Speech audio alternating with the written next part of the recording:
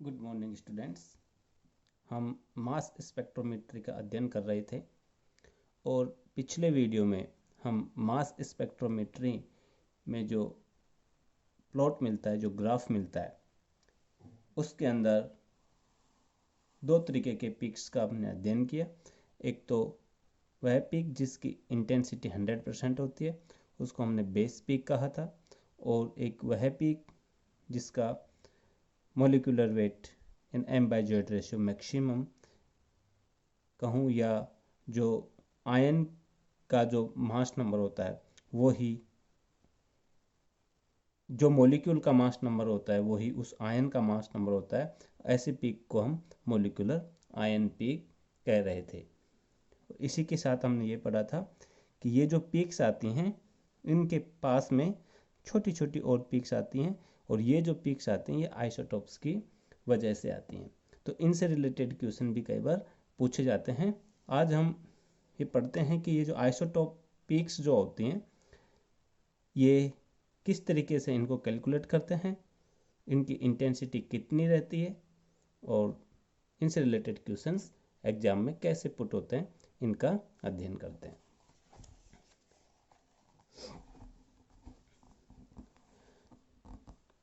सबसे पहले हम मास नंबर और एटॉमिक मास कैसे कैलकुलेट करते हैं इसके बारे में अध्ययन करेंगे। इसको समझने के लिए हमने क्लोरीन का देखो एग्जाम्पल लिया है। ये क्लोरीन है, इसका मास नंबर 35 है। ये क्लोरीन का कोई एटम है जिसका मास नंबर 37 है। तो मास नंबर तो होता है number of the protons and neutrons. नाभिक के अंदर प्रोटॉन और न्यूट्रॉन्स की जो संख्या होती है उसी को हम मास नंबर कहते हैं। तो ये जो एटम है क्लोरीन का, इसके अंदर प्रोटॉन और न्यूट्रॉन की टोटल संख्या कितनी है? 37 है, 35 है। और ये जो सेकेंड वाला जो एटम है, इस एटम की न्यूक्लियस में प्रोटॉन और न्यूट्रॉन की जो संख्या है वो कितनी है? 37 है। अब एटॉमिक मास कैसे कैलकुलेट करते हैं?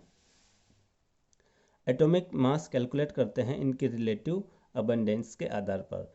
नेचर के अंदर, प्रकृति के अंदर जो क्लोरीन जिसका मास नंबर 35 है, उसकी नेचुरल अबंडेंस 75% है, अर्थात नेचर में ही 75% पाया जाता है। और वह क्लोरीन एटम जिसका मास नंबर 37 है, उसकी रिलेटिव अबंडेंस एंड इसके रेस्पेक्ट में ये कितना है? 25% है। तो एटॉमिक मास कैसे कैलकुलेट करते हैं? इन दोनों के संयोग से, इन दोनों का औसत निकाल करके। जैसे ये 35% जो क्लोरीन एटम जिसका मास नंबर 35% है, वो कितना है? मास नंबर कितना है? 35। उसकी रिलेटिव अबंडेंस कितने? 75%।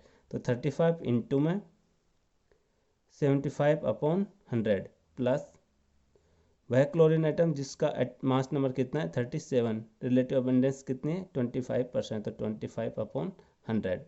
तो इसको सोल्व करके यहाँ पर आया तो 26.25 प्लस 9.25 इज इक्वल टू 35.5 ग्राम पर मोल।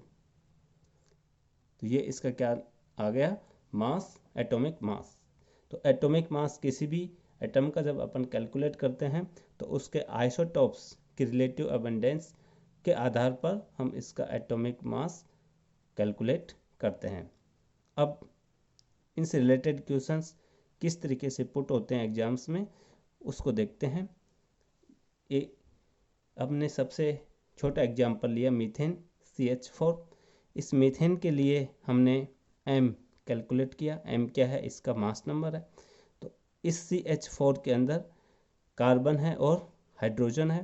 तो कार्बन के जो आइसोटॉप्स हैं जो नेचर में पाए जाते हैं, कार्बन 12 और कार्बन 13। तो कार्बन 12 है, ये कार्बन 13 की अपेक्षा ज़्यादा पाया जाता है, अर्थात 97.5% ये नेचर में पाया जाता है, और लगभग 1.1% कार्बन 13 पाया जाता है। तो कार्बन 12 है जो नेचर में ज़्यादा पाया जाता है, उसको हम 100% मान लेते हैं। तो M तो हो गया इसका कार्बन 12 है, का मास नंबर प्लस हाइड्रोजन का mass number is equal to 16। और कार्बन 13 यानी M+1 क्या हो गया, कार्बन 13 कितना हो गया, 13 + 4 इज इक्वल टू 17। तो M+1 कितना हो गया इसका 17 और M कितना हो गया 16। अब यहाँ पर वह आइसोटोप जो नेचर में मैक्सिमम पाया जाता है उसको हमने क्या मान लिया 100%। नेचर में ये 97.5% पाया जाता है, लेकिन हमने इसको कितना मान लिया 100%। और इसके रेस्पेक्ट में M+1 कितना पाया जाता है 1.1%। इस तरीके से हम M+ कैलकुलेट करते हैं। अब एक क्वेश्चन देखते हैं। क्वेश्चन आया हुआ है यहाँ पर, calculate the M ratio M+1 for carbon in benzene C6H6। C6H6 में M रेशियो M+1 कैलकुलेट करना है, जिसमें ऑप्शन ए में दिया हुआ है 10:1, ऑप्शन बी में दिया हुआ है 15:1, ऑप्शन सी में दिया है 20:1 और ऑप्शन डी में दिया है 25:1। तो इसको हम कैसे सॉल्व करेंगे, देखिए। बेंजीन के लिए M और M+1 दोनों कैलकुलेट करेंगे। पहले M कैलकुलेट करते हैं। तो M तो होता है जो नेचर में मैक्सिमम है, कार्बन 12 है के लिए 12 है इंटू में 6, यानी कुल कार्बन कितनी हो गई 1 2 3 4 5 और 6 इंटू में 6। हाइड्रोजन कितनी है 6 और इसका मास नंबर 1 जो नेचर में ज़्यादा पाया जाए तो कितने होगा 78। इस 78 को हम क्या मानेंगे 100%। इसको यदि हमने 100% मान लिया तो इसके रेस्पेक्ट में हम M+1 कैलकुलेट करेंगे। तो M+1 यानी कार्बन 13 कितने परसेंट पाया जाता है 1.1%। यदि हम कार्बन 12 की यदि बात करें तो कार्बन 12 को हमने 100% मान लिया तो कार्बन 13 कितना है 1.1%। तो कार्बन 13 इन टोटल कार्बन कितने हैं 6 हैं, तो 6 इंटू में 1.1, ये क्या कैलकुलेट कर रहे हैं अपन M+1 यानी कार्बन 13 के लिए कैलकुलेट कर रहे हैं। ये वाली कैलकुलेशन किसके लिए कार्बन 13 के लिए। तो कार्बन 13 के लिए कितनी हो गई है बेंजीन C6H6 में 6.6%। यदि कार्बन 12 को बेंजीन में हमने 100% माना तो कार्बन 13 इसके रेस्पेक्ट में कितना हो गया 6.6%। और जो हाइड्रोजन है ये कितना है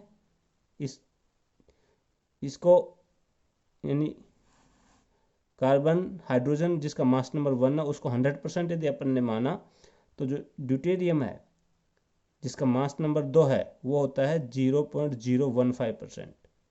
0.015%। तो बेंजीन में कितने परसेंट हो जाएगा 6 इंटू में 0.015%, अर्थात इसका कैलकुलेट करने पर आया 0.09% और टोटल इन दोनों का हो गया 6.69%। तो हमारे पास में M+1 कितना आ गया 6.69% और M कितना आ गया 100%। तो ये देखिए ये तो कितना हो गया M+1 कितना है 6.69% और M कितना है 100%। लेकिन हमको पूछा क्या गया है M रेशियो M+1 और ऑप्शन में M+1 कितना दिया हुआ है, सब में 1 दिया हुआ है। तो इसको 1 बनाने के लिए हम इसको किससे डिवाइड कर देंगे 6.69 से और इसको भी किससे डिवाइड कर देंगे 6.69 से। जब इसको 6.69 से डिवाइड कर देंगे तो हमारे पास में आ जाएगा 1 और इसको भी हमने 6.69 से डिवाइड कर दिया तो इसका आ जाएगा 14 + 9.9 के लगभग अप्रोक्स इतना आएगा, अर्थात 15 के लगभग आएगा। कितना आएगा 15। तो M की वैल्यू कितनी आ गई 15 और M+1 की कितनी आ गई 1। तो 15:1 अर्थात ऑप्शन बी राइट आंसर। इस तरीके के क्वेश्चंस नेट के एग्जाम्स में पूछे जाते हैं। तो इस तरीके से हम एटॉमिक मास कैलकुलेट करते हैं और मास नंबर तो हम नंबर ऑफ द प्रोटॉन्स और नंबर ऑफ द न्यूट्रॉन्स को मास नंबर कहेंगे और एटॉमिक मास आइसोटॉप्स के रिलेटिव अबंडेंस के आधार पर कैलकुलेट करते हैं। इस वीडियो में इतना ही। Thank you students. Next video में हम मास स्पेक्ट्रोमेट्री के जो रिलेटेड जो क्वेश्चंस हैं, कौन कौन से क्वेश्चंस बीएससी लेवल में पुट होते हैं, उनकी चर्चा करेंगे। Thank you students.